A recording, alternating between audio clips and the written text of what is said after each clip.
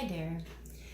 So today I want to talk in this video about meditation, and I hope it's gonna be helpful to some of you, as I am really leaning towards embodiment because my education was a dancer, and through dance I actually came into spirituality and energy work, and all that has come after me working with my body.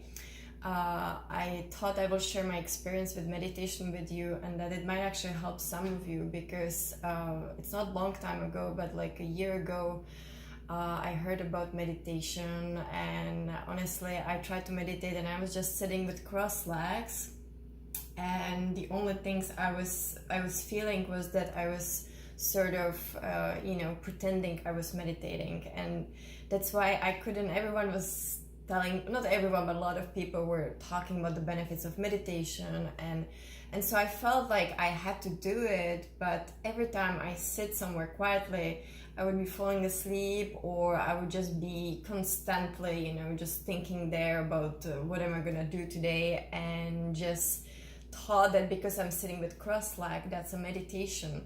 Although every time I knew back in my mind that I somehow come into the state of meditation through dance, but I didn't know how to where is it coming, like when is it coming when I move, when I dance, because it's not all the time.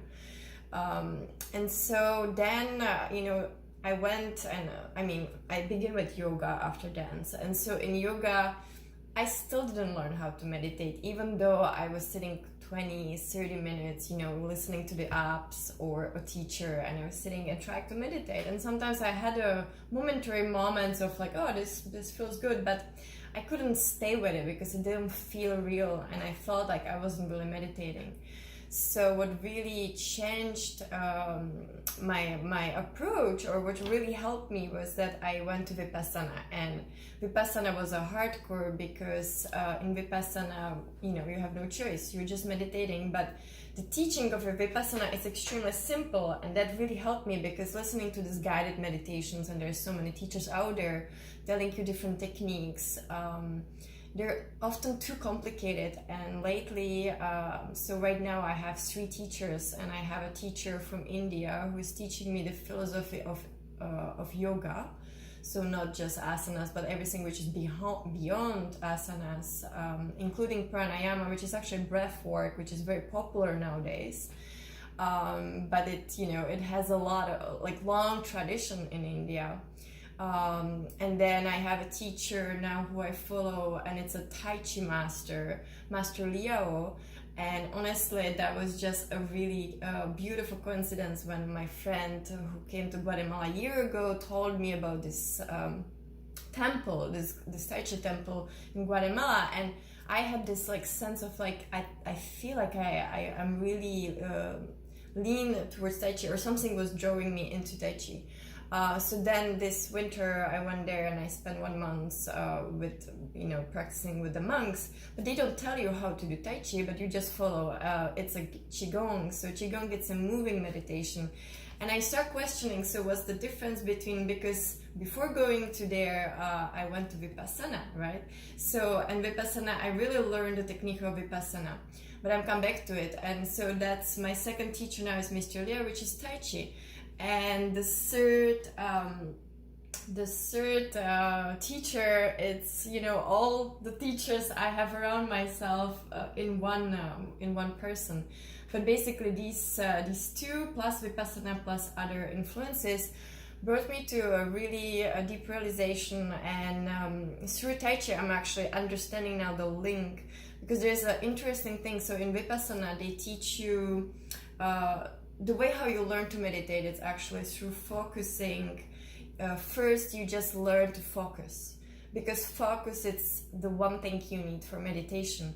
But a lot of us have a really hard time to focus, and it's a really, it's a hardcore, Vipassana is hardcore. You have to go there 10 days, and first 4 days you're just focusing on your breathing. So you're just focusing on the sensation around your nostrils.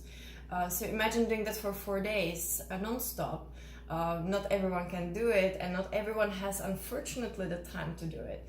And so in Tai Chi, in Qigong, it's a moving meditation. And so I've realized that embodiment and movement can actually be easier access. Our body and movement can be an easier and faster access to a deeper states of consciousness, meaning going into meditative state, going into meditation.